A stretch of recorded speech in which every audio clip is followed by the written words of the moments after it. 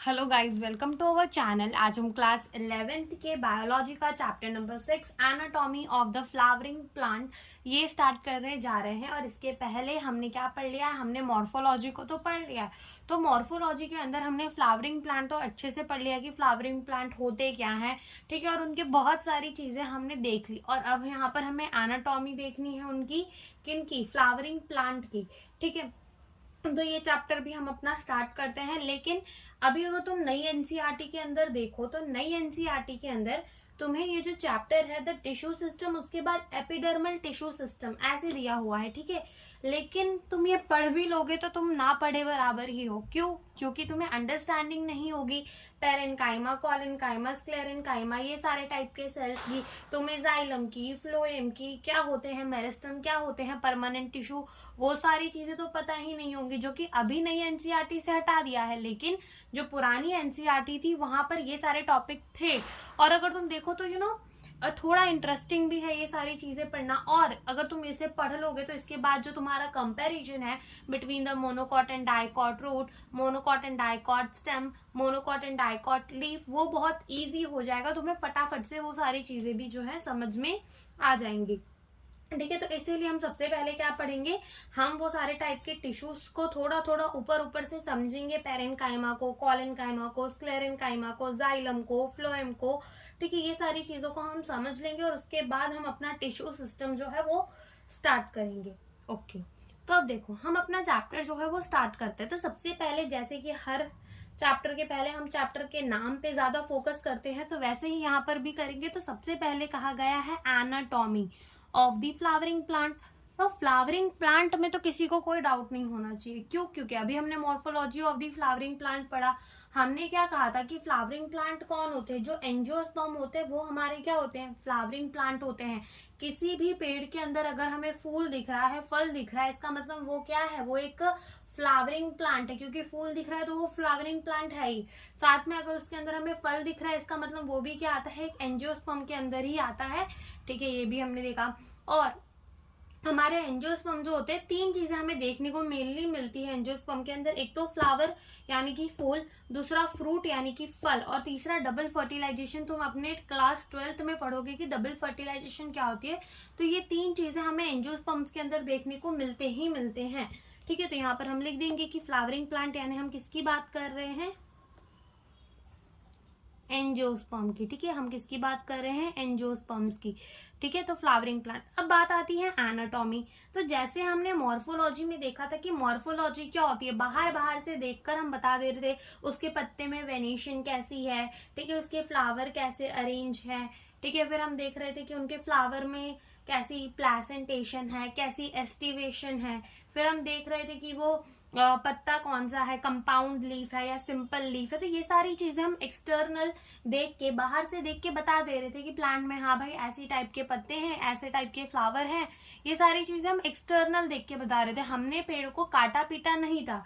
लेकिन अब हम क्या करेंगे? अब हम पेड़ को काटेंगे। पेड़ को तो काटना नहीं चाहिए, लेकिन जब हम क्या करेंगे, अपने पेड़ को काट के उसके अंदर की चीजों को पढ़ेंगे। एनाटॉमी, एनाटॉमी का मतलब होता है अंदर की चीजें। तो जब अंदर के सेल्स के ऑर्गेनाइजेशन को पढ़ा जाता है कि सेल्स कैसे अरेंज है, सेल्स किस तरीके से अरेंज है, उनके कौन से टिश्यू कहाँ पर प्रेजेंट है, कैसे प्रेजेंट है, उन सारी चीजों को हम क्या कहते हैं? एनाटॉमी कहते हैं। क्या कहते हैं? एनाटॉमी। तो एनाटॉमी क्या होती है? स्टडी ऑफ इंटरनल स्ट्रक्चर, ठीक है। स्टडी ऑफ इंटरनल स्ट्रक्चर को ही हम क्या कहते हैं? Study of the internal structure को ही हम क्या कहते हैं? एनाटॉमी कहते हैं। स्टडी ऑफ इंटरनल स्ट्रक्चर, उसी को हम क्या कहते हैं? एनाटॉमी कहते हैं। अब अगर तुमसे बात की जाए इस एनाटॉमी के अंदर, हम अंदर की चीजें तो पढ़ेंगे, हम इंटरनल स्ट्रक्चर तो पढ़ेंगे, ठीक है। हम सेल्स की ऑर्गेनाइजेशंस पढ़ेंगे कि हमारे सेल्स जो हैं वो अरेंज कैसे हैं प्लांट के अंदर, ठीक है। तो हम सेल्स की ऑर्गेनाइजेशन भी पढ़ेंगे कि कैसे सेल्स अरेंज है एक प्लांट के अंदर। ये भी हमें देखना है इसी चैप्टर के अंदर। ओके, अब अगर तुम मान लो कि यहाँ पर क्या हम मॉडिफिकेशंस पढ़ेंगे एनाटॉमी के अंदर, अगर तुम्हें क्या लगता है कि मॉडिफिकेशंस पढ़नी चाहिए या नहीं पढ़नी चाहिए? वैसे तो पढ़नी चाहिए। क्यों पढ़नी चाहिए? क्योंकि देखो, मान लो एक प्लांट है और उसके एक्सिस में, ठीक है, लीफ की एक्सिस में एक बर्ड प्रेजेंट है जिसे हम कह देते हैं एक्सिलरी बर्ड। अब क्या होता है कि वो प्लांट जो है उसे प्रॉब्लम है कि उसे हर्बीवोर आके खा जाते, तो वो क्या करना चाहता है, वो चाहता है कि उसे कोई हर्बीवोर आकर ना खा जाए, इसीलिए वो अपने एक्सिलरी बर्ड्स को किसके अंदर कन्वर्ट कर देता है, थॉर्न के अंदर, यानी कि कांटों के अंदर उसे कन्वर्ट कर देता है। तो तुम्हें क्या लगता है कि जैसे सेल्स, अब मान लो एक और प्लांट है, ठीक है, जिसको क्या चाहिए, जो ना अपने आप ग्रो नहीं कर पा रहा, उसको चाहिए सपोर्ट किसी का, तो वो क्या बनाएगा, टेंड्रिल बनाएगा, ठीक है, जो गोल गोल सर्कल सर्कल सी बनती है उसको कहते हैं हम टेंड्रिल, तो वो क्या बनाएगा, टेंड्रिल बनाएगा। तो तुम्हें क्या लगता है कि जो थॉर्न के अंदर के सेल्स होंगे और जो टेंड्रिल्स के अंदर के सेल्स होंगे, क्या वो सेम होंगे, बिल्कुल नहीं, ठीक है, वो दोनों अलग अलग होंगे। थॉर्न जो है वो इतना कड़क है, इतना टाई कड़क होता है वो, ठीक है, और अगर तुम वही टेंड्रिल देखो तो वो कितना फ्लेक्सिबल होता है। थॉर्न जो है वो प्रोटेक्शन के काम आता है, टेंड्रिल जो है वो सपोर्ट के काम आता है। तो यहाँ पर तुम्हें सेल इंटरनल स्ट्रक्चर्स तो देखने हैं, साथ में तुम्हें उनकी मॉडिफिकेशंस को भी पढ़ना है। तो study of the internal structure and यहाँ लिख लो मॉडिफिकेशन, मॉडिफिकेशन। तो मॉडिफिकेशन में अगर तुम्हें याद रहे, इसके लिए एक ऐसा एग्जाम्पल लिख लो, थॉर्न एंड टेंड्रिल का, ठीक है, तो जिससे तुम्हें याद रहेगा। एंड जब तुम एनाटॉमी को पढ़ोगे ना, by the study of the anatomy, जब तुम एनाटॉमी को पढ़ोगे, जब तुम इंटरनल स्ट्रक्चर को पढ़ोगे, तो तुम्हें क्या दिखेगा, तुम्हें ना कोई सिमिलरिटीज, यानी कि कुछ ना कुछ सिमिलर चीजें दिखेंगी और कुछ ना कुछ डिफरेंस भी तुम देखोगे। तो तुम एनाटॉमी को पढ़कर डिफरेंस बता सकते हो between the monocot and dicot root, monocot and dicot stem and monocot and dicot leaf. तो ये भी लिख दो, study of internal structure, find difference, पहला in monocot and dicot root, दूसरा मोनोकॉट एंड डाइकॉट स्टेम, और तीसरा मोनोकॉट एंड डाइकॉट लीफ, ठीक है। ये सारे चीजों के अंदर तुम डिफरेंसेस भी फाइंड कर सकते हो एनाटॉमी को पढ़ के, ठीक है। तो ये तो हमने देख लिया, चैप्टर के नाम को समझ लिया कि एनाटॉमी का मतलब होता क्या है और हमें किस चीज की एनाटॉमी पढ़नी है, और एनाटॉमी पढ़ने के साथ साथ हमें ये सारी चीजें पढ़नी है, monocot, dicot root, monocot dicot stem and monocot dicot root, ठीक है। ये हमें जो है डिटेल में पढ़ना है बहुत। तो अब हम स्टार्ट करते हैं टिश्यू से, ठीक है।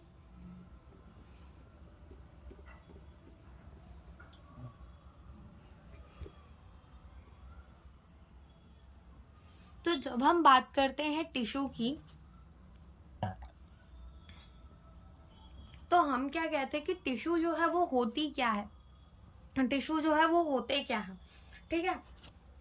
तो हम क्या कह देते हैं कि टिश्यू क्या होते हैं, ग्रुप ऑफ दी सेल, ठीक है, ग्रुप ऑफ दी सेल, उसी को हम क्या कह देते हैं, टिश्यू कहते हैं कि सेल सेल सेल सेल जुड़कर एक ग्रुप बनाते हैं पूरा का पूरा, और उसी को हम क्या कह देते हैं, टिश्यू कह देते हैं। तो ये चीज लिख दो, ग्रुप ऑफ सेल, ठीक है, ग्रुप ऑफ सेल्स को ही हम क्या कहते हैं, टिश्यू कहते हैं।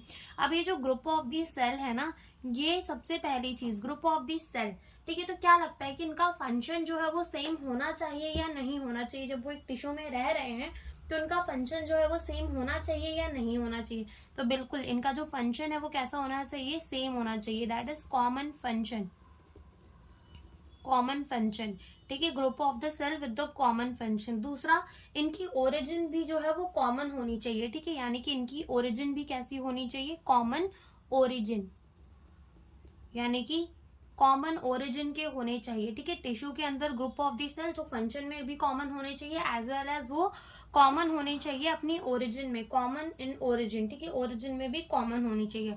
और तीसरी बात, अगर हम लिखे कि या स्ट्रक्चर में भी सेम होने चाहिए, ठीक है, स्ट्रक्चर में भी अगर पूछा जाए कि क्या है, स्ट्रक्चर में भी सेम होने चाहिए, इनका जो शेप है वो भी सेम होना चाहिए, तो ऐसा जरूरी नहीं होता, ठीक है। तो हम लिख देंगे कि स्ट्रक्चर में और may not be same, ठीक है, स्ट्रक्चर सेम हो भी सकता है और नहीं भी हो सकता, जो कि हम आगे समझ जाएंगे। आगे जब हम आगे की चीजों को हम पढ़ेंगे तो हमें समझ में आएगा। ठीक है, तो टिश्यू क्या होते हैं? ग्रुप ऑफ दी सेल जिनका कॉमन ओरिजिन होना चाहिए, कॉमन फंक्शन होना चाहिए और स्ट्रक्चर में और मे नॉट बी सेम। ठीक है, तो ये टिश्यू तुम्हारा, ये हमेशा याद रखना कि टिश्यू क्या होता है? ग्रुप ऑफ द सेल जिनका फंक्शन कैसा होना चाहिए? कॉमन होना चाहिए, जिसकी ओरिजिन कैसी होनी चाहिए? कॉमन होनी चाहिए। और साथ ही अगर कोई पूछे क्या उनका स्ट्रक्चर सेम होना जरूरी है, तो बिल्कुल जरूरी नहीं है। उनका स्ट्रक्चर में और मे नॉट बी सेम। ठीक है, उनका शेप सेम हो भी सकता है और नहीं भी हो सकता। ठीक है, तो अगर हम बात करें प्लांट के अंदर ना, अपने प्लांट के अंदर, तो हमें प्लांट्स के अंदर दो टाइप की टिश्यूज देखने को मिलती है। प्लांट के अंदर हमें कितने टाइप की टिश्यूज देखने को मिलती है? 2 टाइप ऑफ टिश्यू। ठीक है, प्लांट के अंदर हमें कितने टाइप की टिश्यूज देखने को मिलती है? 2 टाइप की टिश्यूज देखने को मिलती है। एक हमें देखने को मिलती है मेरिस्टेमेटिक टिश्यू और एक हमें देखने को मिलती है परमानेंट टिश्यू। एक हमें क्या देखने को मिलती है? मेरिस्टेमेटिक टिश्यू और एक हमें क्या देखने को मिलती है? Permanent tissue. तो ये भी हम लिखते हैं कि हमें प्लांट के अंदर कौन सी 2 टाइप की टिश्यू देखने को मिलती है? मेरिस्टेमेटिक टिश्यू, और दूसरी हमें कौन सी देखने को मिलती है? Permanent tissue. ठीक है, मेरिस्टेमेटिक टिश्यू और परमानेंट टिश्यू, ये 2 टाइप के टिश्यूज जो है वो हमें कहाँ देखने को मिलते हैं? प्लांट के अंदर देखने को मिलते हैं। अब मेरिस्टेमेटिक टिश्यूज क्या होते हैं? मेरिस्टेमेटिक टिश्यू का मतलब होता है ये कुछ ऐसे सेल्स होते हैं इस टिश्यू के अंदर जो एक्टिवली डिवाइड करते ही रहते हैं। यानी कि मेरिस्टेमेटिक टिश्यू के जो भी सेल्स होते हैं ना, उनका काम ही होता है कि उनको निरंतर डिवाइड करते रहना, डिवाइड करते रहो करते रहो करते रहो करते रहो और प्लांट की पूरी बॉडी बनाओ। उनका काम ही इतना होता है कि तुम बस डिवाइड करो। ठीक है, जैसे तो हमने देखा था रूट वाले जो हमने इसके पहले चैप्टर पढ़ा था, morphology of the flowering plant, region of the root, उसमें हमने देखा था कि रूट कैप होता है और उसके ऊपर क्या होती है? Region of the meristematic activity. तो उसका काम ही यही होता है कि तुम निरंतर डिवाइड करते रहो करते रहो करते रहो, मतलब तुम डिवाइड करते रहो। ठीक है, यानी कि मेरिस्टेमेटिक टिश्यू के अंदर हमें कैसे सेल्स देखने को मिलते हैं? Actively dividing cell, actively dividing cell. ठीक है, ऐसे सेल्स देखने को मिलते हैं जो एक्टिवली डिवाइड करते ही रहे, वो हमें कहाँ देखने को मिलते हैं? मेरिस्टेमेटिक टिश्यू के अंदर। वहीं अगर हम बात करें परमानेंट टिश्यू के अंदर, तो परमानेंट टिश्यूज के जो सेल्स होते हैं ना, वो फर्दर डिवाइड नहीं करते। यानी कि एक बार वो परमानेंट बन गए तो वो परमानेंट बन गए, अब वो डिवाइड नहीं करेंगे, वो अपना एक स्पेसिफिक काम करने लगेंगे जो भी उनका काम होगा, लेकिन वो डिवाइड नहीं करेंगे। तो हम क्या लिखेंगे कि जो परमानेंट टिश्यू के सेल्स होते हैं, डू नॉट डिवाइड फर्दर। ठीक है, वो आगे डिवाइड नहीं करते, एक बार परमानेंट हो गए तो वो परमानेंट हो गए। ठीक है, तो ये होते हैं हमारे मेरिस्टेमेटिक टिश्यू और यहाँ पे हमारे होते हैं परमानेंट टिश्यू ऐसे। अब मेरिस्टेमेटिक टिश्यू के अंदर भी ना हमें 2 टाइप के मेरिस्टेमेटिक टिश्यूज देखने को मिलते हैं। एक जो प्लांट की प्राइमरी ग्रोथ करवाते हैं और दूसरे जो प्लांट की सेकेंडरी ग्रोथ करवाते हैं। ठीक है, तो एक जो प्लांट की प्राइमरी ग्रोथ करवाते हैं और दूसरा जो प्लांट की क्या करवाते हैं? सेकेंडरी ग्रोथ करवाते हैं। ठीक है, प्लांट की क्या करवाते हैं? Secondary growth. एक जो प्लांट की प्राइमरी ग्रोथ करवा देगा, एक जो प्लांट की सेकेंडरी ग्रोथ करवा देगा। अब प्राइमरी और सेकेंडरी ग्रोथ क्या होता है? देखो, प्राइमरी ग्रोथ, तो प्राइमरी ग्रोथ से ही क्या समझ में आ रहा है? जैसे कि प्राइम यानी कि सबसे पहले होगा। ठीक है, तो अब जब तुमने कोई भी पेड़ अगर उगाया होगा तो तुमने सबसे पहले क्या देखा होगा कि वो पेड़ की जो है वो लेंथ बढ़ना स्टार्ट होती है। ये तो नहीं कि पहले वो अपनी चौड़ाई बढ़ा ले। चौड़ाई तो जब प्लांट एक समय में बड़ा हो जाता है तब उसकी बढ़ती है, लेकिन सबसे पहले तो प्लांट की हाइट ही बढ़ना स्टार्ट होती है। यानी कि सबसे पहले देखो, जो प्लांट की हाइट बढ़ाने में काम आए, ठीक है, ऐसे बना लो, जो प्लांट की हाइट बढ़ाने में काम आए वो क्या हो गई? उसकी प्राइमरी ग्रोथ। और सेकेंडरी ग्रोथ क्या हो गई? जो प्लांट की गर्थ बढ़ाने में। ठीक है, जैसे मान लो ये पेड़ का तना है, तो ऐसे में जो ग्रोथ करवा दे वो क्या हो जाएगी? Secondary growth. और ये मान लो ये पेड़ की जो लंबाई है, तो जो पेड़ की लंबाई बढ़ा दे वो क्या हो जाएगी? उसकी प्राइमरी ग्रोथ। और जो उसका चौड़ाई बढ़ा दे वो क्या हो जाता है? उसका सेकेंडरी ग्रोथ। ठीक है, तो ये एक्टिवली डिवाइडिंग सेल्स जो है वो 2 टाइप की ग्रोथ करवाते हैं, प्राइमरी ग्रोथ और सेकेंडरी ग्रोथ। तो प्राइमरी ग्रोथ के अंदर हमें देखने को मिलते हैं फर्दर 2 टाइप के सेल्स, या फिर ऐसे कह लो फर्दर 2 टाइप के टिश्यूज देखने को मिलते हैं। एक हमारा होता है एपिकल मेरिस्टम, और एक हमारा होता है लेटरल मेरिस्टम। सॉरी एक हमारा होता है एपिकल मेरिस्टम और एक हमारा होता है इंटर कैलरी मेरिस्टम। ठीक है, एक हमारा होता है क्या, एपिकल मेरिस्टम, और एक होता है हमारा inter calorie meristem. Apical meristem में भी हमें दो टाइप के एपिकल मेरिस्टम्स देखने को मिलते हैं। तो हमें एपिकल मेरिस्टम भी कैसे देखने को मिलेंगे, दो टाइप के। एक हमें देखने को मिलेगा रूट एपिकल मेरिस्टम और एक हमें देखने को मिलेगा शूट एपिकल मेरिस्टम। ठीक है, एक हमें क्या देखने को मिलेगा, रूट एपिकल मेरिस्टम, और एक हमें क्या देखने को मिलेगा, शूट एपिकल मेरिस्टम देखने को मिलेगा। तो पहले तुम इतनी चीजें समझो और आगे चलकर हम अभी समझते हैं कि ये रूट एपिकल मेरिस्टम कहाँ होता है, शूट एपिकल मेरिस्टम क्या होता है, इंटर कैलरी मेरिस्टम जो है वो क्या काम करता है, ये सारी चीजों को भी अभी हम समझेंगे। ओके तो और इतना लिख लो कि सेकेंडरी ग्रोथ करवाने के लिए कौन सा मेरिस्टम काम आता है, लेटरल मेरिस्टम। ठीक है, कौन सा काम आता है, लेटरल मेरिस्टम। ठीक है, कौन काम आता है, लेटरल मेरिस्टम जो है वो काम आता है। ठीक है, तो हमने क्या बोला, मेरिस्टमैटिक टिश्यूज के जो सेल्स होते हैं वो एक्टिवली डिवाइडिंग सेल्स होते हैं, प्राइमरी ग्रोथ और सेकेंडरी ग्रोथ करवाते हैं। प्राइमरी ग्रोथ जो है वो एपिकल मेरिस्टम्स और इंटर कैलरी मेरिस्टम करवाते हैं। उसमें भी एपिकल मेरिस्टम में हमें दो टाइप के मेरिस्टम देखने को मिलते हैं, root apical meristem and shoot apical meristem. और सेकेंडरी ग्रोथ जो है वो लेटरल मेरिस्टम्स जो है वो क्या करवाते हैं, सेकेंडरी ग्रोथ। फिर हमने कहा कि परमानेंट टिश्यूज वो होते हैं ना जो फर्दर डिवाइड नहीं करते, तो इसके अंदर भी हमें दो टाइप के टिश्यूज देखने को मिलते हैं। एक हमें देखने को मिलता है simple permanent tissue, simple permanent tissue, और दूसरा हमें क्या देखने को मिलता है, हमें देखने को मिलता है complex permanent tissue, complex permanent tissue. ठीक है, एक हमें क्या देखने को मिलता है, सिंपल परमानेंट टिश्यू, और एक हमें देखने को मिलता है क्या, कॉम्प्लेक्स परमानेंट टिश्यू। तो जो हमारे सिंपल परमानेंट टिश्यूज होते हैं ना, वो सिर्फ एक टाइप के सेल्स के मिलकर बने हुए होते हैं। नाम ही उनका सिंपल, सिंपल का मतलब क्या, कि वो सिर्फ एक टाइप के सेल्स के मिलकर बने हुए होते हैं। Only one type of cell present. ठीक है, सिर्फ इनके अंदर हमें एक ही तरीके के सेल्स देखने को मिलेंगे। वेरएज अगर हम बात करें कॉम्प्लेक्स परमानेंट टिश्यू की, तो ये more than one type of cell से मिलकर बने हुए होते हैं, more than one type of cell. ठीक है, more than one type of cell से मिलकर बने हुए होते हैं, कौन, हमारे complex permanent tissue. Simple permanent tissue के अंदर हमें फर्दर कितने टिश्यूज देखने को मिलते हैं, तीन टाइप के देखने को मिलते हैं। एक होता है पेरेन्काइमा, पेरेन्काइमा, एक होता है कोलेन्काइमा, और एक होता है sclerenchyma,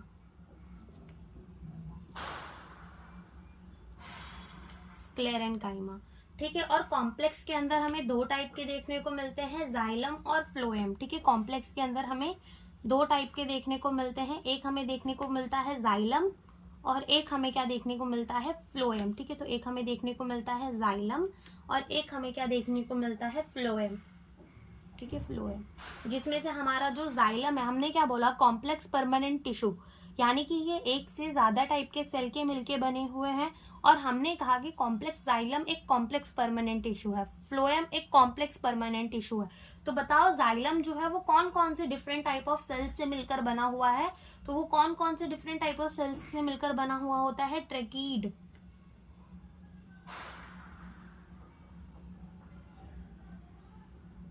vessel, xylem fibre and xylem parenchyma. ये चारों टाइप के सेल से मिलकर बना हुआ होता है, कौन, हमारा जाइलम। और फ्लोएम जो है वो किससे मिलकर बना हुआ होता है, सीव ट्यूब सेल्स। आगे हम ये सारे सेल्स को पढ़ेंगे, ये कैसे दिखते हैं, कैसे होते हैं। ठीक है, सारे टाइप्स ऑफ सेल्स हमें आगे पढ़ने हैं। ठीक है, फ्लोएम किससे बना होता है, सीव ट्यूब सेल से। Companion cell, companion cell, phloem fibre और फ्लोएम पेरेन्काइमा। ठीक है, ये चारों सेल से मिलकर बना हुआ होता है, कौन, हमारा फ्लोएम। ठीक है, जिसमें से जो होता है हमारा फ्लोएम पेरेन्काइमा, ये जो है मोनोकॉट्स के अंदर नहीं प्रेजेंट होता। तो यहाँ बस लिख लो कि ये क्या होते हैं, एब्सेंट इन मोनोकॉट, ठीक है, ये हमें मोनोकॉट्स के अंदर देखने को नहीं मिलता। अब सब मत समझ लेना, सिर्फ हमारा फ्लोएम पेरेन्काइमा, ठीक है, ये हमें कहाँ नहीं देखने को मिलता, मोनोकॉट्स के अंदर नहीं देखने को मिलता। तो एक बार हम इस क्लासिफिकेशन को एक बार फिर से अच्छे से पढ़ते हो, फिर हम एक एक टाइप के सेल्स को जो है वो समझते जाएंगे। तो हमने क्या कहा कि प्लांट के अंदर हमें 2 टाइप के सेल्स देखने को मिलते हैं, ठीक है। कौन कौन से 2 टाइप के, हमारा मेरिस्टेमेटिक टिश्यू और परमानेंट टिश्यू। मेरिस्टेमेटिक टिश्यू यानी कि एक्टिवली डिवाइडिंग सेल्स होते हैं जो प्राइमरी और सेकेंडरी ग्रोथ करवाते हैं। प्राइमरी ग्रोथ करवाने के लिए होते हैं एपिकल मेरिस्टम और इंटरकैलरी मेरिस्टम। एपिकल मेरिस्टम में होते हैं shoot apical meristem, root apical meristem और इंटरकैलरी मेरिस्टम हमारा, ठीक है। कहाँ आ जाता है इंटरकैलरी मेरिस्टम, प्राइमरी ग्रोथ में। और फिर सेकेंडरी ग्रोथ के लिए होते हैं हमारे लेटरल मेरिस्टम। फिर हमने कहा कि परमानेंट टिश्यूज क्या होते हैं, जो फर्दर डिवाइड नहीं करते, तो उसमें भी हमारे सिंपल परमानेंट टिश्यू और complex permanent tissue. Simple permanent tissue only 1 type of cell से मिलकर बना हुआ है, whereas complex permanent tissue more than 1 type of cell से मिलकर बना हुआ है। जो हमारे सिंपल परमानेंट टिश्यू है उसके अंदर कौन कौन है, पेरेन्काइमा, कोलेनकाइमा, स्क्लेरेन्काइमा। और जो हमारे कॉम्प्लेक्स परमानेंट टिश्यू है उसके अंदर है हमारे जाइलम एंड फ्लोएम, जिसके अंदर जो हमारा जाइलम है वो किससे मिलकर बना हुआ है, वो बना हुआ है tracheid vessel, xylem fibre and xylem parenchyma. और जो फ्लोएम है वो किससे मिलकर बना हुआ है, फ्लोएम जो है हमारा किससे मिलकर बना हुआ है, sieve tube cell, companion cells, phloem fibre and phloem parenchyma. और ये जो फ्लोएम पेरेन्काइमा होता है ये हमें मोनोकॉट्स के अंदर देखने को नहीं मिलता, ठीक है। तो अभी यहाँ पर हम जो है वो समझेंगे हम अपने एपिकल मेरिस्टम्स को, ठीक है, प्राइमरी ग्रोथ को, इंटरकैलरी मेरिस्टम को, लेटरल मेरिस्टम को, और पेरेन्काइमा, कोलेनकाइमा और स्क्लेरेन्काइमा पढ़ लेंगे। और इसके नेक्स्ट लेक्चर में हम कॉम्प्लेक्स परमानेंट टिश्यू यानी कि हम जाइलम एंड फ्लोएम को समझेंगे, ठीक है। तो अब हम समझते हैं अपने एपिकल्स मेरिस्टम को, कि एपिकल मेरिस्टम होते क्या है। प्राइमरी ग्रोथ, जैसे मैंने तुम्हें बताया कि अगर पेड़ की लेंथ बढ़ रही है, ठीक है, कोई भी प्लांट है और उसकी लेंथ बढ़ रही है, इसका मतलब वो क्या कर रहा है, प्राइमरी ग्रोथ कर रहा है, ठीक है। अब जैसे मान लो ये है मिट्टी, ठीक है, ये क्या है, मिट्टी, ओके, ये क्या है, मिट्टी, मैं सोना हूँ मिट्टी नहीं, ठीक है, वही वाली, ये क्या है, मिट्टी है। तो ये मिट्टी के अंदर क्या होता है कि ये मिट्टी के अंदर जब भी हम कोई भी सीड सॉ करते हैं, ठीक है, कोई भी हम जब इसमें सीड डाल देते हैं तो इसमें से 2 चीजें निकलती है, एक निकलती है ऐसी और एक निकलती है ऐसी, ठीक है, मतलब ऐसी ही शेप की नहीं निकलती, लेकिन ऐसी 2 चीजें निकलती है, जिसमें से एक क्या निकलती है, एक निकलती है पिम्यूल, ठीक है, जो कि हमने morphology of the flowering plant में भी पढ़ा था। और एक क्या निकलती है, रेडिकल, ठीक है, एक क्या निकलती है, रेडिकल, ठीक है। तो रेडिकल जो है वो आगे जाकर क्या बनाने वाली रहती है, पूरा का पूरा रूट सिस्टम, ठीक है, पूरा का पूरा रूट सिस्टम। और जो पिम्यूल है वो आगे जाकर क्या बनाने वाला रहता है, पूरा का पूरा शूट सिस्टम, ठीक है, क्या बनाने वाला होता है, पूरा का पूरा शूट सिस्टम। तो हमने क्या बोला, जब भी हमने एक सीड को जमीन के अंदर डाला, मिट्टी के अंदर डाला, तो उसमें से एक निकली पिम्यूल, एक निकली रेडिकल। पिम्यूल जो है वो बनाएगा रूट सिस्टम, और जो जो हमारा रेडिकल है वो क्या बनाएगा, रूट सिस्टम, और जो हमारा पिम्यूल है वो क्या बनाएगा, शूट सिस्टम। अब मान लो कि यहाँ पर ये जो सीड है ना, इससे थोड़े से हमारे क्या निकल आए, ये निकल आया हमारा स्टेम, ठीक है, ये क्या निकल आया, स्टेम। और ये रूट की ग्रोथ भी हो रही है अंदर की साइड, ठीक है, ये रूट की ग्रोथ भी हो रही है अंदर की साइड, और ये क्या है, स्टेम। तो अब क्या होगा कि यहाँ पर, ठीक है, यहाँ पर कुछ एक्टिवली डिवाइडिंग सेल्स पाए जाएंगे, ठीक है, एकदम रूट की टिप पे हमें कुछ एक्टिवली डिवाइडिंग सेल्स मिलेंगे, जिसे हम कहेंगे रूट एपिकल मेरिस्टम, ठीक है। तो यहाँ की रूट की टिप पे हमें क्या देखने को मिलेंगे, हमें देखने को मिलेंगे कुछ सेल्स जो कि कैसे होंगे, एक्टिवली डिवाइडिंग होंगे, जिसे हम कहेंगे रूट एपिकल मेरिस्टम, ठीक है, हम क्या कहेंगे, रूट एपिकल मेरिस्टम। वैसे ही हमें शूट की टिप पे, ठीक है, शूट की टिप पे हमें कुछ सेल्स देखने को मिलेंगे, जिसे हम कहेंगे शूट एपिकल मेरिस्टम। हमने क्या कहा कि जो हमारा रूट ग्रो कर रहा होगा तो वहां पे रूट की कुछ टिप पे हमें क्या देखने को मिलेंगे, कुछ सेल्स देखने को मिलेंगे, जिसे हम कहेंगे रूट एपिकल मेरिस्टम। वैसे ही शूट की टिप पे हमें कुछ सेल्स देखने को मिलेंगे, जिसे हम कहेंगे शूट एपिकल मेरिस्टम, ठीक है। अब ये जो रूट एपिकल मेरिस्टम्स के सेल है, इनका काम का है सेल्स को डिवाइड करते रहना, सेल्स और डिवाइड करते रहना और प्लांट की बॉडी बनाना। तो ये क्या करते हैं, ये जो है ना रूट एपिकल मेरिस्टम्स के सेल, ये सेल्स बनाकर कहाँ ऐड करते हैं, ऊपर की तरफ ऐड करते हैं। जमीन में तो सेल्स को ऐड नहीं करेंगे, तो कहाँ ऐड करते हैं, ऊपर की तरफ। वहीं जो हमारे शूट एपिकल मेरिस्टम के सेल्स होते हैं वो क्या करते हैं, डिवाइड करते हैं, और हवा में तो सेल्स को ये भी नहीं ऐड करेंगे, तो ये कहाँ, नीचे की तरफ जो है वो सेल्स को ऐड करते जाते हैं। ठीक है, क्या बोला मैंने कि वो सेल्स को कहाँ ऐड करते जाते हैं, नीचे की तरफ जो है वो ऐड करते जाते हैं। ओके, अब देखो अब आगे क्या होगा, ये अगेन हमारा क्या है, वही सीड है। अब क्या होगा कि यहाँ पर जो है रूट और बड़ी होती जाएगी, बड़ी होती जाएगी, तो रूट एपिकल मेरिस्टम भी जो है वो रूट के साथ नीचे जाता जाएगा। ठीक है, लेकिन शूट के केस में थोड़ा कुछ अलग होगा। देखना क्या होगा कि पहले यहाँ पर हमारा शूट एपिकल मेरिस्टम पाया जाता था। अब मान लो जो हमारा शूट एपिकल मेरिस्टम है ना, वो कहाँ पहुंच गया, यहाँ पहुंच गया। क्यों, क्योंकि उसने सेल्स नीचे ऐड किए और वो ऊपर चला गया। तो यहाँ पर, ठीक है, इस रीजन में जहां पर पहले हमारा शूट एपिकल मेरिस्टम था, कुछ शूट एपिकल मेरिस्टम के सेल्स जो है वहीं पे छूट जाते हैं। कहते हैं ना, लोग चले जाते हैं लेकिन उनकी यादें रह जाती हैं, वैसे ही शूट एपिकल मेरिस्टम के सेल्स जो थे वो यहाँ से चले गए, लेकिन कुछ ना कुछ सेल्स जो है यहाँ पर रह गए। अब कुछ सेल्स जो यहाँ पर रह गए वो किसकी तरह काम करेंगे, वो बनाएंगे अब एक्सिलरी बर्ड। क्या बनाएंगे, वो एक्सिलरी बर्ड बनाएंगे। ठीक है, तो ये रूट एपिकल मेरिस्टम हो गया। अब शूट एपिकल मेरिस्टम कहाँ पहुंच गया, यहाँ पहुंच गया, और लिख देते हैं हम यहाँ पर एक बर्ड बनाकर, ये एक्सिलरी बर्ड बना दिया। तो हम लिखेंगे कि some cell of shoot apical meristem, some cells of the shoot apical meristem are present in this region, ठीक है। कुछ सेल्स जो थे शूट एपिकल मेरिस्टम के वो इस रीजन में प्रेजेंट है, या फिर ऐसा कह लो कि इस रीजन में वो जो है छूट गई। क्यों, क्योंकि शूट एपिकल मेरिस्टम तो कहाँ चली गई, ऊपर चली गई। ठीक है, आर लीव बिहाइंड लिख लो। Some cells of the shoot apical meristem are leave की spelling, leave behind, some cells of the shoot apical meristem leave behind, which make axillary bud, जो कि क्या बना देते हैं, एक्सिलरी बर्ड बना देते हैं। क्या बना देते हैं, एक्सिलरी बर्ड बना देते हैं। तो हमने क्या कहा कि शूट एपिकल मेरिस्टम के कुछ सेल्स जो है वो पीछे की तरफ छूट गए थे, जो कि क्या बना देते हैं, अब एक्सिलरी बर्ड बना देते हैं। क्या बना देते हैं, एक्सिलरी बर्ड बना देते हैं। तो यहाँ तक समझ में आया कि रूट एपिकल मेरिस्टम के सेल्स क्या करते हैं, सेल्स को ऊपर की तरफ ऐड करते रहते हैं। शूट एपिकल मेरिस्टम के सेल्स को नीचे की तरफ ऐड करते रहते हैं। कुछ सेल्स जो छूट जाते हैं वो क्या बना देते हैं, बाद में एक्सिलरी बर्ड बना देते हैं। ठीक है, तो इतना हमने अभी तक समझा।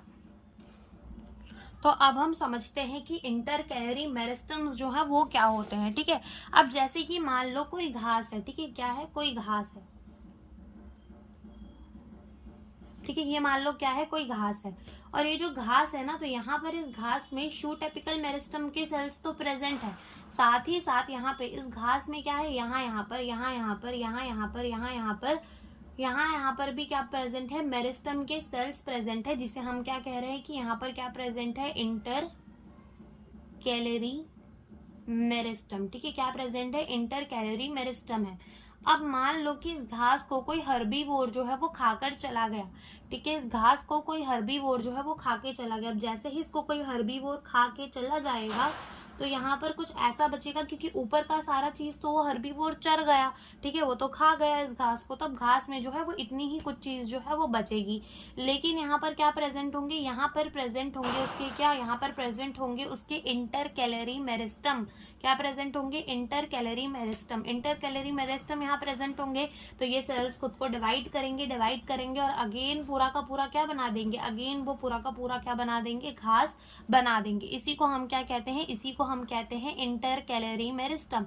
तुमने अपने स्कूल्स वगैरह में भी देखा होगा कि क्या होता है कि, या फिर अपने सोसाइटी के गार्डन में देखा होगा कि जब घास निकालते हैं ना, तो घास को थोड़ा थोड़ा नीचे छोड़ देते हैं, वो छूट जाती है। ठीक है, उसको नीचे नीचे थोड़ा छोड़ देते हैं, लेकिन कुछ दिनों बाद क्या होता है, वो घास फिर से उग जाती है। क्यों उग जाती है, क्योंकि उसमें थे इंटरकैलरी मेरिस्टम, जिसकी वजह से वो फिर से रीजेनरेट हो गई है, फिर से जो है वो उग गई है। तो ये होते हैं इंटरकैलरी मेरिस्टम। उसके बाद आती है कि ये मेरिस्टमैटिक सेल्स जो है वो बनते कैसे हैं। ठीक है, ये मेरिस्टम के सेल्स जो है वो बनते कैसे हैं। तो देखो क्या होता है कि मान लो ये एक सेल है, ठीक है, और ये कैसा सेल है, ये एक मेरिस्टेमेटिक सेल है। ये कैसा सेल है, एक मेरिस्टेमेटिक सेल है, मेरिस्टेमेटिक सेल, ठीक है। ये कैसा सेल है, एक मेरिस्टेमेटिक सेल है। अब इस मेरिस्टेमेटिक सेल ने क्या किया, खुद को कर दिया डिवाइड, खुद को क्या कर दिया, डिवाइड। अब जैसे मान लो मेरिस्टेमेटिक सेल्स है, तो ये मेरिस्टेमेटिक सेल्स जो है वो डिवाइड करते रह रहे हैं, डिवाइड करे जा रहे हैं, करे जा रहे हैं, करे जा रहे हैं, और क्या कर रहे हैं, प्लांट की बॉडी बना रहे हैं, ठीक है। प्लांट की पूरी क्या बना रहे हैं, बॉडी बना रहे हैं। और मेरिस्टेमेटिक सेल से ही हमारे परमानेंट सेल बनते हैं। कैसे बनते हैं वो अभी हम देख लेते हैं। तो यहाँ पर इस मेरिस्टेमेटिक सेल ने किया डिवाइड, और इसने बना दिया 2 सेल। क्या बना दिया इसने, 2 सेल, ठीक है। इसने सेल को डिवाइड किया और सेल से क्या बना दिए, एक सेल से बना दिए 2 सेल। अब इसमें से एक सेल जो है वो क्या करेगा, वो रीजेनरेशन की कैपेसिटी से, रीजेनरेशन की कैपेसिटी से, या फिर सेल्फ परपेचुएशन से, या फिर सेल्फ रीजेनरेशन कैपेसिटी से फिर से क्या बन जाएगा, वो बन जाएगा फिर से एक मेरिस्टेमेटिक सेल। तो हम लिख देंगे सेल्फ रीजेनरेशन की कैपेसिटी से फिर से क्या बना देगा, ये फिर से बन जाएगा मेरिस्टेमेटिक सेल। बाकी जो एक सेल है वो क्या काम करेगा, वो जो एक सेल है वो क्या इसमें ऐड हो जाएगा, वो बन जाएगा परमानेंट सेल। क्या बन जाएगा, वो परमानेंट सेल, और वो एक अपना स्पेसिफिक फंक्शन जो है वो अपना काम करने लगेगा और वो फर्दर डिवाइड नहीं करेगा। तो इसी तरीके से जो हमारा एक परमानेंट सेल बना वो प्लांट की बॉडी के फॉर्मेशन में चला जाएगा, और एक मेरिस्टेमेटिक सेल से फिर से हमारा एक मेरिस्टेमेटिक सेल हमें मिल गया, ठीक है। तो ऐसे ही हमारा मेरिस्टेमेटिक सेल बनता है, और मेरिस्टेमेटिक सेल से प्लांट की बॉडी बनती है। एक सेल है मेरिस्टेमेटिक, इसने डिवाइड किया, बनाए 2 सेल्स, ठीक है। यहाँ पे सेल्फ रीजनरेशन की कैपेसिटी से फिर से एक बन गया मेरिस्टेमेटिक सेल, और एक सेल ने कैसा सेल बना दिया, परमानेंट सेल बना दिया, जो फर्दर डिवाइड नहीं करने वाला, ठीक है। जो फर्दर डिवाइड नहीं करने वाला एक वो ऐसा सेल बना दिया जो प्लांट के अंदर एक स्पेसिफिक काम अपना जो है वो करने लग जाएगा, ठीक है। तो ये हमारा होता है कि कैसे हमारे नए मेरिस्टेमेटिक सेल्स बनते हैं और कैसे हमारे परमानेंट सेल्स बनते हैं। तो यहाँ पर हमारे जो प्राइमरी ग्रोथ के मेरिस्टम्स थे, एपिकल मेरिस्टम और इंटरकैलरी मेरिस्टम हमने देख लिया, और इसके बाद आता है सेकेंडरी ग्रोथ जो करवाते हैं वो वाले मेरिस्टम की बात। तो यहाँ पर हमें कुछ डिटेल में नहीं पढ़ना, खाली हमें इतना पता होना चाहिए जो सेकेंडरी ग्रोथ होती है वो कौन करवाते हैं, लेटरल मेरिस्टम्स करवाते हैं। और लेटरल मेरिस्टम्स, ठीक है, नाम ही आ रहा है इनका लेटरल, यानी कि दे अपीयर लेटर, यानी कि पहले प्लांट बन जाता है, पहले हमें क्या देखने को मिलती है, प्राइमरी मेरिस्टम, उसके बाद हमें लेटरल मेरिस्टम्स देखने को मिलती है, और जो कि क्या करवाती हैं, गर्थ बढ़वाती हैं, ठीक है। प्लांट की क्या बढ़वाती हैं, गर्थ बढ़वाती हैं। और साथ ही साथ इसका एक एग्जाम्पल हमें देखना होता है जिसका नाम है कैम्बियम। बस नाम ही याद रख लो कि लेटरल ग्रोथ कौन करवाएगा, कैम्बियम करवाएगा, ठीक है। और ये जो लेटरल ग्रोथ है वो हमें कहाँ कहाँ देखने को मिलती है, हमें डाइकॉट्स के अंदर देखने को मिलती है, हमें जिम्नोस्पर्म्स के अंदर देखने को मिलती है, और वो भी जो एडवांस जिम्नोस्पर्म्स होते हैं उन्हीं के अंदर देखने को मिलती है। और मोनोकॉट्स के अंदर हमें सेकेंडरी ग्रोथ देखने को नहीं मिलती। तो यही सारी चीजें हमें यहाँ पर लिखनी है, तो हम लिख देते हैं फटाफट से कि सेकेंडरी ग्रोथ जो है कौन करवाएगा, लेटरल मेरिस्टम, ठीक है। लेटरल मेरिस्टम क्या करवाएगा, सेकेंडरी ग्रोथ करवाएगा। अपीयर लेटर, बाद में देखने को मिलता है, ठीक है। क्या करवाता है, इंक्रीज गर्थ, गर्थ बढ़वाता है प्लांट की, ठीक है, इंक्रीज गर्थ। और इसका एक एग्जाम्पल क्या हो जाएगा, कैम्बियम, ठीक है, कैम्बियम। फिर उसके बाद हमें क्या देखना था, यस, कि जो हमें गर्थ यानी कि जो हमारी सेकेंडरी ग्रोथ है ये हमें किसके अंदर देखने को मिलेगी, seen in dicot and gymnosperm, जो कौन से होते हैं, एडवांस वाले, यानी कि थोड़े हायर लेवल के, ठीक है, उनके अंदर देखने को मिलती है secondary growth, but not in monocot. Monocots के अंदर जो है हमें सेकेंडरी ग्रोथ देखने को नहीं मिलती, ठीक है। मोनोकॉट्स के अंदर जो है हमें सेकेंडरी ग्रोथ देखने को नहीं मिलती, ठीक है। ये बात हो गई। और दूसरी बात एक और ये कि हमने जो कहा कि जो हमारे शूट एपिकल मेरिस्टम के कुछ सेल्स पीछे की तरफ छूट जाते हैं,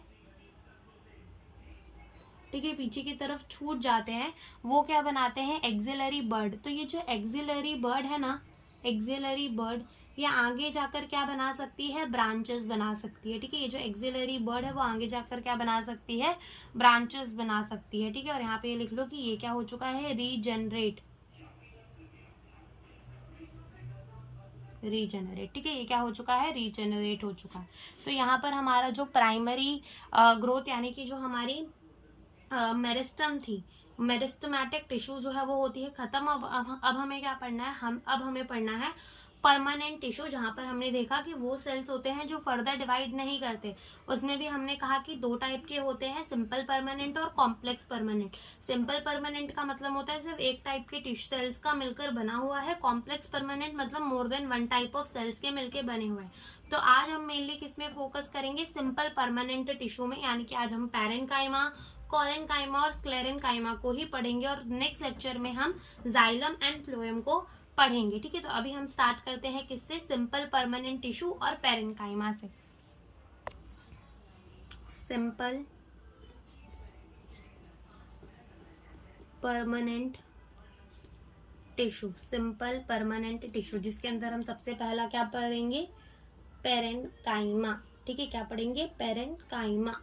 तो ये देखो, जो सबसे पहली बात आती है कि ये जो हमारे पैरेन्काइमा के सेल्स होते हैं ये कैसे होते हैं, लिविंग सेल्स होते हैं या फिर ये डेड सेल होते हैं, ठीक है। तो सबसे पहले अगर हम बात करें तो ये जो हमारे पैरेन्काइमा के सेल्स होते हैं ये कैसे होते हैं, लिविंग सेल्स होते हैं, यानी कि जिंदा होते हैं, ठीक है। लिविंग सेल्स, ये क्या होते हैं, लिविंग सेल्स होते हैं, यानी कि हमें इसके अंदर न्यूक्लियस, साइटोप्लाज्म सब देखने को मिलेगा। क्यों, क्योंकि ये कैसे हैं, एक लिविंग सेल है। कैसे हैं, ये एक लिविंग सेल है। तो हमारे पैरेन्काइमा के जो सेल्स होते हैं वो कैसे होते हैं, लिविंग सेल्स होते हैं। अब जैसे मान लो ये मैं क्या बना रही हूँ, पैरेन्काइमा के सेल्स बना रही हूँ,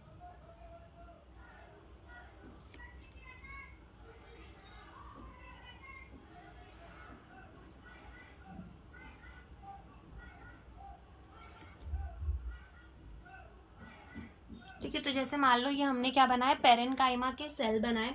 तो इनमें क्या होती है ना, इनकी जो सेल वॉल होती है वो सेलुलोज की बनी हुई होती है, इसलिए कहा जाता है कि इनके पास थिन का मतलब होती है पतली, सेलुलोसिक यानी कि सेलुलोज की बनी हुई सेल वॉल होती है। तो यहाँ लिविंग सेल्स तो ये होते हैं और साथ ही साथ इनमें क्या होती है, थिन सेल्यूलोसिक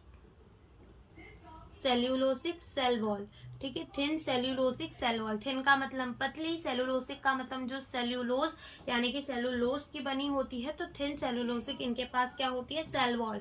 और अगर तुम देखो तो यहाँ बीच बीच में तुम्हें कुछ ना छोटे छोटे से स्पेस देखने को मिल रहे हैं, यहाँ यहाँ यहाँ यहाँ, ठीक है। क्या देखने को मिल रहा है, छोटे छोटे से स्पेस देखने को मिलते हैं। तो हम उसे कहते हैं इंटर सेलुलर स्पेस। इंटर यानी कि बिटवीन द सेल, ठीक है। इंटर का मतलब क्या होता है, between the cell, intercellular space, ठीक है। तो यहाँ पर हमें क्या देखने को मिल रहा है,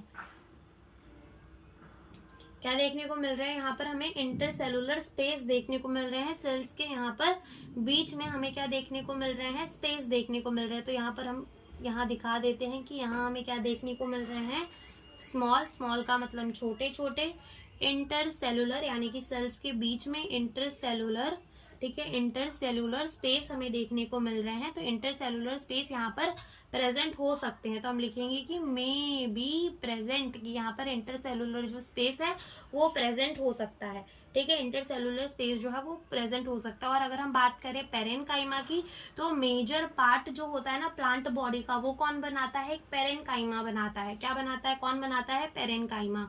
form the major part of plant, ठीक है। ये ज्यादा से ज्यादा यानी major part of the plant body जो है वो कौन बनाता है, पैरेन्काइमा बनाता है। जो कि तुम आगे पढ़ोगे तो तुम्हें समझ में भी आएगा कि ये major part of the plant body बनाता है कौन, पैरेन्काइमा बनाता है। अभी जो पैरेन्काइमा है ना, इसकी शेप कुछ भी हो सकती है। यहाँ पे हमने बनाए सर्कल सेल्स है, लेकिन ये हो सकता है ये ओवल शेप के हो, ये राउंड हो, ये स्पेरिकल हो, ये पॉलीगोनल हो, ये इलोंगेट सेल हो। इनकी शेप जो है वो कुछ भी हो सकती है, ठीक है। इनकी शेप जो है वो कुछ भी हो सकती है। तो may be in shape of Oval, spherical, round, polygonal, elongate, ठीक है। इनका कुछ भी शेप हो सकता है, ठीक है, ओके। अब देखो, जैसे कि मैंने तुम्हें पहले ही बताया था टिश्यू की डेफिनेशन में कि वो टिश्यू यानी कि ग्रुप ऑफ सेल जो कॉमन होने चाहिए ओरिजिन में, कॉमन होने चाहिए अपने फंक्शन में, लेकिन उनका स्ट्रक्चर जो है वो सेम हो भी सकता है, नहीं भी हो सकता। तो यहाँ से तुम्हें ये चीज क्लियर हो रही होगी कि हमने कहा कि जो हमारे पेरेन्काइमा के सेल्स होते हैं ना, वो कोई भी शेप के हो सकते हैं। तो क्या ये सबका शेप सेम है? नहीं, कोई ओवल हो सकते हैं, कोई राउंड हो सकते हैं, कोई पॉलीगोलन हो सकते हैं, कोई भी शेप के हो सकते हैं, लेकिन है तो वो क्या? पेरेन्काइमा। इसलिए कोई पूछे कि टिश्यू में जो टिश्यू के सेल्स है वो सेम दिखने चाहिए, स्ट्रक्चर भी उनका सेम होना चाहिए, तो ऐसा बिल्कुल जरूरी नहीं है कि उनका स्ट्रक्चर सेम हो। स्ट्रक्चर अलग भी रहे तब भी हमारे जो है वो टिश्यूज माने जाएंगे। ठीक है, तो ये कोई भी शेप के हो सकते हैं। तो ये हमने देखा। तो हमने क्या कहा? पेरेन्काइमा कैसा सेल है? लिविंग सेल है। इनके पास थिन सेलुलोसिक सेल वॉल होती है, स्मॉल इंटरसेलुलर स्पेस यहाँ पर प्रेजेंट हो सकता है, major part of plant body बनाते हैं, और ये कोई भी शेप में हो सकते हैं। अब बात आता है कि इनकी फंक्शन क्या क्या है, कि ये काम क्या क्या करते हैं, इनकी फंक्शन क्या क्या है। तो इनकी फंक्शन के लिए तुम याद रख लो ट्रिपल एस। ठीक है, ट्रिपल एस यानी 3 बार एस भी लिख दिया और 3 बार ट्रिपल भी, तो ट्रिपल हटा दो तो यहाँ से तुम्हें समझ में आ जाएगा कि इसका फंक्शन क्या है। ट्रिपल एस का क्या मतलब होता है यहाँ पर? तो एक एस से मतलब ये होता है कि इसका काम क्या होता है? इसका काम होता है सिंथेसिस ऑफ द फूड। खाना बनाने का काम जो है वो कौन करता है? वो करता है पेरेन्काइमा। यानी समझ में कुछ आ रहा है कि पेरेन्काइमा अगर खाना बनाने का काम कर रहा है, यानी कि इसका मतलब क्या? खाना कौन बनाता है? एक प्लांट में खाना कौन बनाता है? लीफ फोटोसिंथेसिस करता है, तो क्या बनता है? प्लांट का खाना बनता है।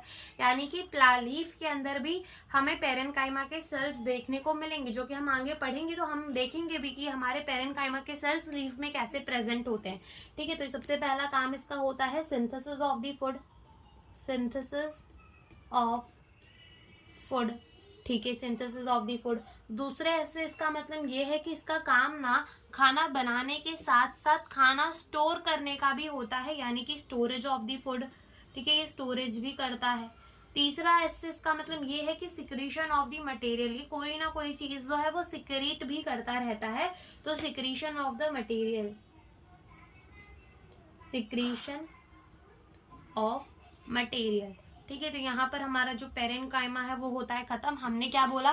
पेरेन्काइमा हमारे लिविंग सेल्स होते हैं, थिन सेलुलोसिक सेल वॉल होती है, स्मॉल इंटरसेलुलर इनके पास स्पेस प्रेजेंट हो सकता है, और ये कोई भी शेप में हो सकते हैं, major part of the plant body बनाते हैं। ट्रिपल एस इनका काम होता है synthesis of the food, storage और सिक्रीशन ऑफ द मटेरियल। ठीक है, तो ये हमारे पेरेन्काइमा हो गए। दूसरा जो हमें पढ़ना है वो हमें क्या पढ़ना है? वो हमें पढ़ना है कॉलेनकाइमा। क्या पढ़ना है? काइमा। तो ये जो कॉलन काइमा होते हैं ये भी हमारे कैसे होते हैं? लिविंग सेल्स होते हैं, लिविंग सेल। ठीक है, ये भी हमारे कैसे होते हैं? लिविंग सेल होते हैं। ओके, ये भी हमारे कैसे होते हैं? लिविंग सेल्स होते हैं। और अगर हम अभी कॉलन काइमा बनाए तो ये कुछ ऐसे ही।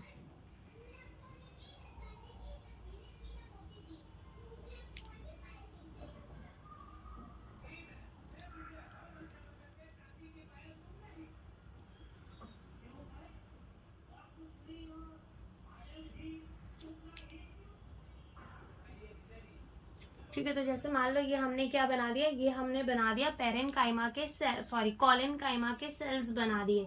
ठीक है, ये हमने क्या बना दिया? कॉलेनकाइमा का cell.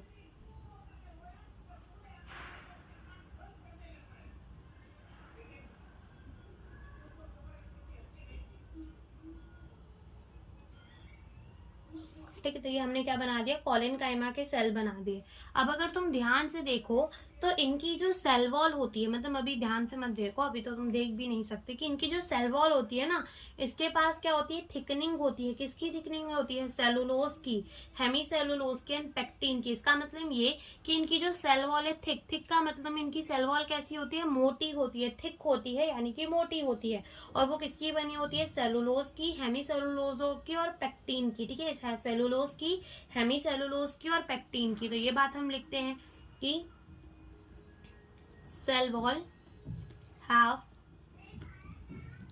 thickening, cell wall have thickening of cellulose, hemicellulose and pectin। ठीक है। सेल वॉल के पास क्या होती है, थिकनिंग होती है, किसकी, सेलुलोज, हेमी सेलुलोज और पेक्टिन की थिकनिंग होती है, जो कि क्या काम करती है, जो कि काम करती है स्ट्रेंथ प्रोवाइड करने में। क्या काम करती है, स्ट्रेंथ प्रोवाइड करने में, मजबूती प्रोवाइड करने में काम करती है। तो हम लिखेंगे कि स्ट्रेंथ, ठीक है, प्रोवाइड, ये क्या करती है, स्ट्रेंथ प्रोवाइड करती है। जो थिकनिंग होती है सेलुलोज की, हेमी सेलुलोज की और पेक्टिन की, ये क्या काम करती है, थिकनिंग प्रोवाइड, ये जो थिकनिंग होती है वो स्ट्रेंथ प्रोवाइड करने का काम करती है। किसमें स्ट्रेंथ प्रोवाइड करने का काम करती है, स्टेम में, ठीक है, किसमें प्रोवाइड करती है, स्टेम में प्रोवाइड करती है, और साथ ही साथ पेटियोल में, ठीक है। हमने देखा था ना कि जहाँ पे हमारा लीव जो है वो अटैच होता है स्टेम में, ठीक है, लीव जिस सहारे से स्टेम में अटैच होता है उसी को हम क्या कह रहे थे, पेटियोल कह रहे थे। तो जब हमारी स्टेम हरी भरी होती है, नई नई होती है, तब अगर तेज हवा चलती है तो इतना लहराती है, ठीक है, तो उसको स्ट्रेंथ प्रोवाइड, वो इतना लहरा रही है, अगर टूट जाए तो, टूटती तो नहीं है लेकिन, तो वो जो स्ट्रेंथ प्रोवाइड करने का काम होता है उसमें कौन कर रहा होता है, ये कॉलेनकाइमा, ठीक है, कॉलेनकाइमा के सेल्स प्रेजेंट होते हैं, उसमें थिकनिंग्स होती है तो वही हेल्प कर रही होती है, और साथ में पेटियोल में भी, ठीक है। अब अगर तुम देखो तो जैसे तुमने ऊपर देखा कि यहाँ पर तुम्हें क्या देखने को मिल रही थी, तुम्हें इंटर जो तो पेरेन्काइमा था वहां पे तुम्हें इंटरसेलुलर स्पेस देखने को प्रेजेंट मिल सकती थी, लेकिन अगर तुम यहाँ देखो तो यहाँ पर इंटरसेलुलर स्पेस प्रेजेंट होता ही नहीं है। तो क्या लिखेंगे यहाँ पर, हम लिखेंगे यहाँ पर इंटर सेल्यूलर स्पेस एब्सेंट, ठीक है, यहाँ पर इंटरसेल्यूलर स्पेस जो है वो हमें देखने को नहीं मिलता, ठीक है, यहाँ पर हमें इंटरसेल्यूलर स्पेस जो है वो देखने को नहीं मिलता, ठीक है, यहाँ पर इंटरसेल्यूलर स्पेस जो है वो नहीं प्रेजेंट होता, ठीक है। तो जैसे हमने फंक्शन पढ़ा था पेरेन्काइमा का, हमने क्या कहा था कि जो पेरेन्काइमा होता है उसका ट्रिपल एस फंक्शन होता है, वैसे ही हमारा जो कॉलेनकाइमा होता है उसका फंक्शन क्या होता है, एक तो स्ट्रेंथ प्रोवाइड करना, उसका काम हो जाता है कि उसको स्ट्रेंथ प्रोवाइड करनी है। दूसरी चीज यहाँ पर भी हमें क्लोरोप्लास्ट जो है वो हल्का फुल्का देखने को मिल सकता है, क्यों, क्योंकि ये भी जो है फूड बना सकते हैं, मतलब पूरा काम तो इन्हीं का नहीं होता कि ये फूड बनाए, इनका काम होता है स्ट्रेंथ प्रोवाइड करना, लेकिन फिर भी ये बना सकते हैं, ठीक है। तो ये बात हो गई क्या कि chloroplast seen quite often in them, they can also assimilate food, they can also assimilate food, वो भी खाना जो है वो बना सकते हैं। फिर तीसरे टाइप की जो हमारी सिंपल परमानेंट टिश्यू आती है दैट इज द स्क्लेरेनकाइमा, ठीक है, स्क्लेरेनकाइमा, स्क्लेरेनकाइमा, ठीक है। तो अगर हम बात कर रहे थे जैसे कि अभी हमारा पेरेन्काइमा, कॉलेनकाइमा कैसे सेल्स थे, लिविंग सेल्स थे, वैसे ही जो हमारा स्क्लेरेनकाइमा होता है वो क्या होता है, एक डेड सेल होता है, ठीक है, ये क्या होता है, डेड सेल होता है। कैसा होता है, डेड सेल होता है, ठीक है। क्यों डेड सेल होता है, क्योंकि इसके पास प्रोटोप्लाज्म जो है वो नहीं प्रेजेंट होता, ठीक है। और वो सारे लिविंग क्यों थे, क्योंकि उनके पास प्रोटोप्लाज्म जो था वो प्रेजेंट था।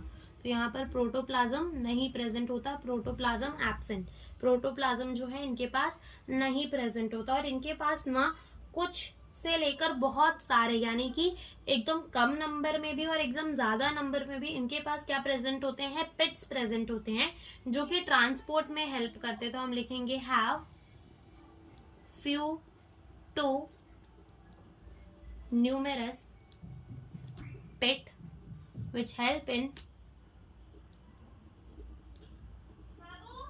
transport, ठीक है। तो इनके पास हमें क्या होता है, फ्रीयू से लेकर यानी कुछ से लेकर न्यूमरस पिट देखने को मिलते हैं, जो कि किसमें हेल्प करते हैं, ट्रांसपोर्ट में, हेल्प इन दी ट्रांसपोर्ट में हेल्प करते हैं। अब यहाँ पर ये जो हमारे स्क्लेरेनकाइमा है, हमने कहा डेड सेल होते हैं, प्रोटोप्लाज्म इनके पास नहीं होता, इसलिए ये डेड माने जाते हैं, ठीक है। इनके पास फ्यू से लेकर न्यूमरस तक पिट होते हैं जो कि ट्रांसपोर्ट पे हेल्प करता है। अब ये जो स्क्लेरेनकाइमा है ना, ये भी हमें दो टाइप के देखने को मिलते हैं, एक हमें देखने को मिलता है फाइबर और एक हमें देखने को मिलता है स्क्लेरेड, ठीक है। एक हमें क्या देखने को मिलता है, फाइबर, और एक हमें देखने को मिलता है स्क्लेराइड, ठीक है। क्या देखने को मिलता है, फाइबर और स्क्लेराइड। तो अगर हम फाइबर का सेल बनाए तो वो कुछ ऐसा दिखेगा,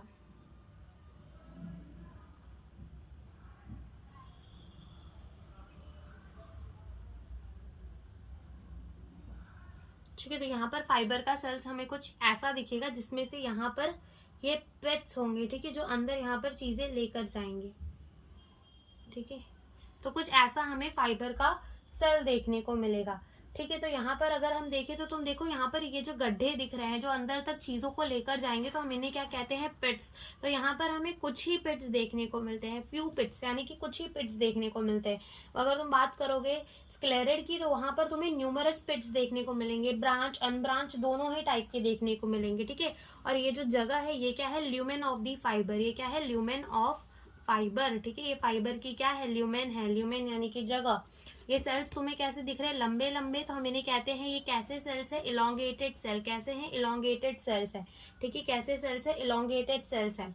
ये क्या काम करते हैं, ये प्रोवाइड करते हैं सपोर्ट। ठीक है, प्रोवाइड सपोर्ट। ठीक है, ये क्या काम करते हैं, सपोर्ट प्रोवाइड करने का जो है वो काम करते हैं। और साथ ही साथ इनकी जो, अगर तुम एंड देखो ना, इनकी जो एंड है वो थोड़ी कुछ ऐसी सी दिख रही है, चपटी सी एंड। यानी कि अगर कोई चीज है, मान लो जैसे इसको पकड़ के तुमने नीचे से क्या कर दिया है, टेप लगा दिया है। नीचे से क्या कर दिया है, इसको टेप लगा दिया है। यानी कि ये क्या कहा जाता है कि इनकी जो एंड्स है ना वो टेपर्ड एंड है।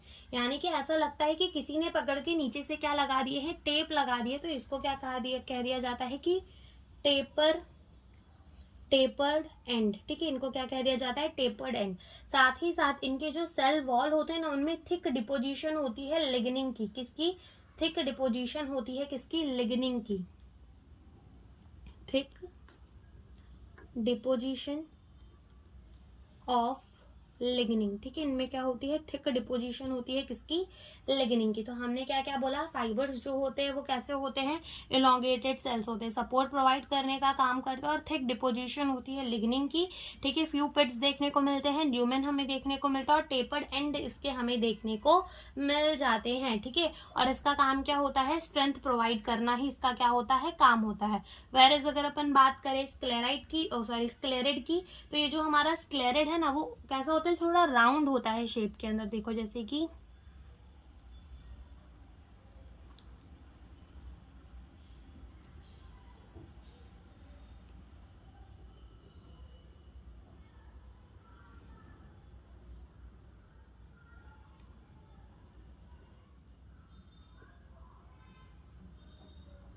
ठीक है, तो ये जो हमारा स्क्लेरेड का सेल होता है वो कुछ ऐसा दिखता है, जिसमें से ये बीच में इसकी क्या है, ल्यूमेन है। ठीक है, यहाँ पर हमें पिट्स देखने को मिल रहे हैं। ठीक है, तो यहाँ पर हमें ब्रांच, ये हो गया ब्रांच पिट, और अनब्रांच। ठीक है, ब्रांच एंड अनब्रांच दोनों ही टाइप के हमें पेट्स हमें यहाँ पर देखने को मिल रहे हैं, और यहाँ पर अच्छे खासे पेट्स हैं। ठीक है, यहाँ पर हमें अच्छे खासे पेट्स जो है वो देखने को मिल रहे हैं।